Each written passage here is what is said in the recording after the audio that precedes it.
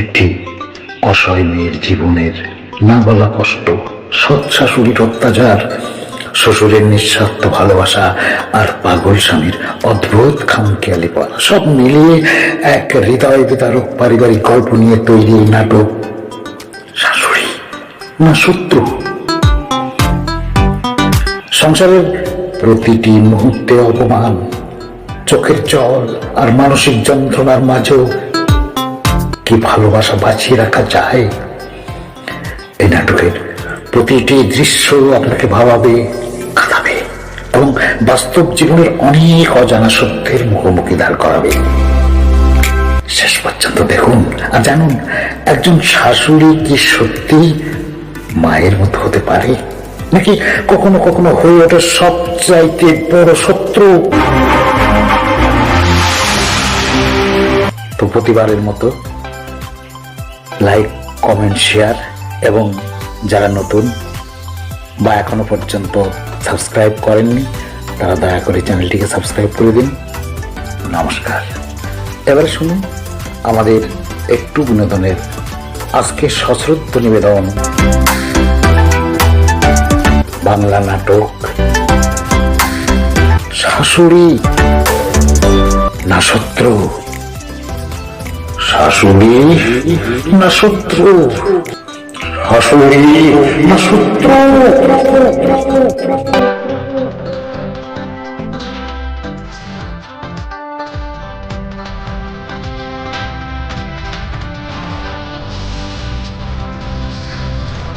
বাবা, আমার নিজের বাবাকে দূরে সরিয়ে দিয়ে স্বামীর বাবা হিসেবে আপনাকে আমি বাবা বলে ডাকছি। আপনি বলে দিন এবার আমার কি হবে, সত্যি যদি ছোট মা আমাকে তাড়িয়ে দেন। তুমি যাবে কেন মা? হ্যাঁ, তুমি যাবে কেন? নিজের অধিকার কখনো হাতছাড়া করতে নেই। তোমার অধিকারে ওদের অন্যায়ের বিরুদ্ধে তুমি রুখে দাঁড়াবে। আমি যে দুর্বল বাবা। কর্তব্য তোমার মনে বলের সঞ্চার করবে মা। আমি যে ভাত করি না, আমি যে অসহায়। বৌমা, ভাগ্যের দোহাই দিয়ে চোখের জল ফেলার যুগ এটা নয়। নিজের ন্যায্য পাওনা নিজেকে জোর করে ছিনে নিতে হবে। ছবল না মারলেও অন্তত ফোর্স তো করতে হবে। তো আমি কেমন করে পারবো বাবা? যেমন করে হোক তোমাকে পারতেই হবে বৌমা। ওদের অন্যায় অত্যাচারের বিরুদ্ধে এবার তোমাকে রুদ্র মূর্তিতে জেগে উঠতে হবে। ওদের চক্রান্তের জাল ছিন্ন ভিন্ন করে রক্ষা করতে হবে। আমার অসহায় ছেলেটাকে আমার আমার দৃঢ় বিশ্বাস বৌমা, তুমি পারবে, পারবে বৌমা, তুমি নিশ্চয়ই তা পারবে। আমি চেষ্টা করব বাবা, আপনার কথা রাখার আমি আপ্রাণ চেষ্টা করব।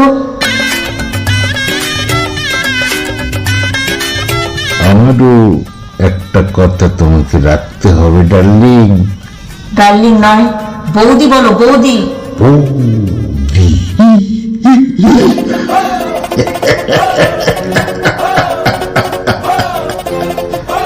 কেন এসেছো এখানে?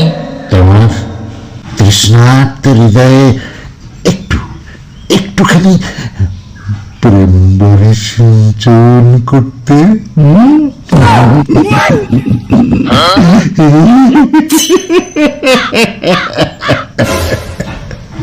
কি বললে?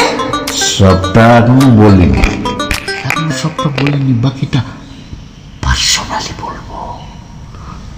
আমার ঘরে এসো। আমার স্বামী ছাড়া আর কারোর সঙ্গে আমার পার্সোনাল কথা থাকতে পারে না। পারে রজনী, পারে। তবে উজবুক স্বামী তুমি কি দেবে, তার চেয়ে আমি অনেক বেশি দিয়ে তোমার জীবন যৌবন একেবারে করে দেবো। কি বললে? মাঝে মাঝে তোমাদের ঘরের দরজার আড়ালে দাঁড়িয়ে থেকে তোমাদের সব কথা আমি শুনেছি এবং এও জেনেছি তোমার স্বামীর অক্ষমতার জন্য তোমার যৌবন এখনো পর্যন্ত অক্ষুণ্ণ রয়ে গেছে। আই মিন তুমি এখনো নির্ভেজাল কুমারী। তুমি চুপ করো, তুমি চুপ করো। এই তুমি আমার সঙ্গে এসো, আমার সঙ্গে এসো।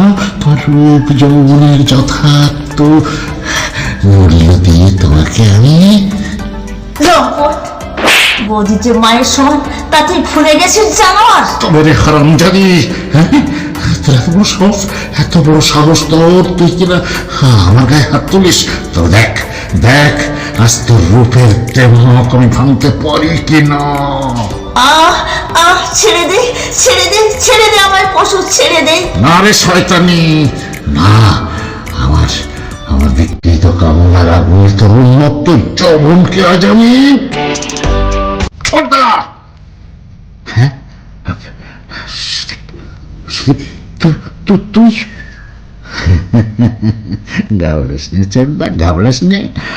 আমি তোর কাছে বার্তা দিতে আসিনি, আমি শুধু বলতে এসেছিলাম যেটা তুই বৌদির সঙ্গে করতে চাইছিস সেটা বড় না যে তুই আমাদের মায়ের সঙ্গে রিহার্সাল করে প্র্যাকটিস করে আয়। নক্ষত্র, খবরদার খবরদার, তবে লালসার খাওয়াচ্ছি আমার এই মানবিকতার শক্তি কিন্তু খুব একটা কম নয়। মানে আমার আমার আমার কথা শোন সুদীপ, আসল ব্যাপারটা কি জানিস? আসল ব্যাপারটা না জেনে অযথা তুই আমায় ভুল বুঝেছিস। তোর আসল ব্যাপারটা কি? দেখ দেখ ভাই, তোকে আমি কি বলবো সুদীপ, যার পক্ষ নিয়ে আজ তুই আমার উপর হাত তুলতে চেয়েছিলি তার চরিত্রের আসল পরিচয় যে কত জঘন্য তা তুই কল্পনা করতে পারবি না ভাই, কল্পনা করতে পারবি না। ঠাকুরপো, কি বললি তুই?